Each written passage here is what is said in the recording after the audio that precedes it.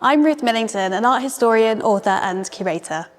I'm standing in a new exhibition at Cressea Roberts Gallery, Drawing from Life. This major show is centred around 3 intensely personal and productive years in the life of the late artist Dame Paula Rego, when she spent this time in her studio focused on her drawing practice. From 2005 to 2007, when Rego was in her 70s, she began to explore darker and ever more complex themes in her work. She drew inspiration from traditional folklore and fairy tales. Paula Rego is a storyteller, a powerful narrator, and she holds up a magic mirror to reflect the feelings, the fears, and the experiences that are inside all of us, and perhaps we want to keep hidden. She reinvents and reframes famous stories, twisting them in her feminist hands, and giving them new endings and more complex characters, not so wicked witches or not so passive princesses. Rego first fell in love with fairy tales as a child when her aunt would tell her stories, traditional Portuguese folklore, but also made-up stories that explored violence in a really open way. She explores the psychological dramas at play in fairy tales, from sexual power and corruption to, in her case, often revenge. One traditional fairy tale retold by Rego and featured in this show is that of the Prince Pig. It's a 16th century Italian fairy tale by Giovanni Francesco Straparola, which is deemed an early version of Beauty and the Beast. The tale's central themes are forced or arranged marriage, gender hierarchies, power and control. Her retelling of Prince Pig gets straight to the point, and she focuses on 3 successive brides and their relationship with the pig. The Prince Pig by Giovanni Francesco Straparola. A king and a queen had no children after 7 years. One day, the queen slept in the garden where 3 fairies saw and cast spells on her. One gave her a son and the promise that no man could harm her. The second, that no one could offend her and that the son should have every virtue. And the third, that she would be wise, but the son should be a pig until he'd married 3 times. Soon after, the queen had a son in the form of a pig. One day, the pig's son told his mother that he wished to marry and persisted until the queen persuaded a poor woman to give her oldest daughter to him. Given away, the girl resolved to kill her bridegroom on their wedding night. But, learning of her plans, the Prince Pig stabbed her with his hooves and she died. He then asked to marry her sister, and she too was persuaded. But, like her sister, she died in the very same way. Finally, he married the 3rd, youngest and most beautiful sister.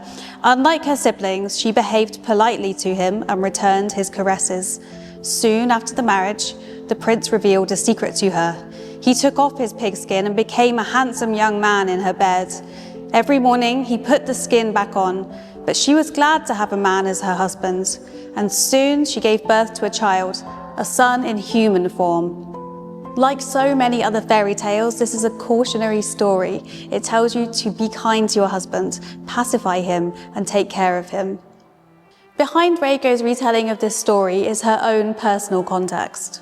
Born in 1935 in Lisbon, she grew up under the authoritarian rule of the dictator Salazar and his Estado Novo state.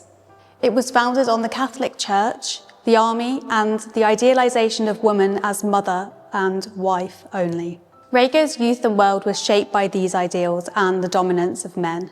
Rego was aware and witness to Portuguese fascist propaganda, featuring happy mothers raising babies at home and knowing their place. Rego play-acted that domestic life, outwardly obedient, but inwardly she was free. It was stories that provided Rego with a set of rules that she could play by, twist, and also break. In her version of Prince Pig, Rego makes the women look defiant rather than downtrodden. In her version, the women don't look vulnerable and dependent on the pig or a man. This is not a story of hopelessness. Paula Rego once said, "I'm interested in seeing things from the underdog's perspective. Usually, that's a female perspective. And that's what we see playing out here." Typically, fairy tales have characters who are good or evil, innocent or bad, but Rego often blurs those boundaries. In this series, the women have knowing looks on their faces, and it's as if they're carrying the physical and emotional weight of the Prince Pig. There are also some real moments of tenderness between these 3 women and the Prince Pig. Her stories are often paradoxical, with nightmarish scenes taking place under beautiful starry skies. She leaves the viewer space to work out what's happening between the characters, and there's nuance and ambiguity in each of her scenes. Rego draws you in with beauty and fairy tales, and she makes the unspeakable or unthinkable sayable through the cloak of enchantment and fairy tales.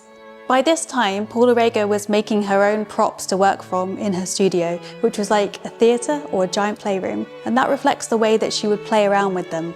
Rego constructed a giant pig from paper mache and fabric, painting it pink and adding a trickle of blood from its gory mouth. Rego had a childhood memory of a pig which she'd grown to love being slaughtered, and according to her son, this event traumatized her. She brings forward these childhood fears and fantasies through props and also printmaking. Rego loved the process of printmaking as it starts with drawing, and this was a really direct way for her to express herself on paper. Working in lithography, she was able to be spontaneous in both her execution and the mark making. It was the perfect vehicle for her emotive storytelling. Ever since fairy tales have been collected in books, illustrations have been an essential part of the story. In Rego's hands, these are twisted and subvertive to tell darker sides to the story. Thanks to a collaboration with the estate of Paula Rego, in this exhibition you can see more than 30 works as well as a recreation of her studio for one final time, taking you into the extraordinary imagination of this remarkable artist.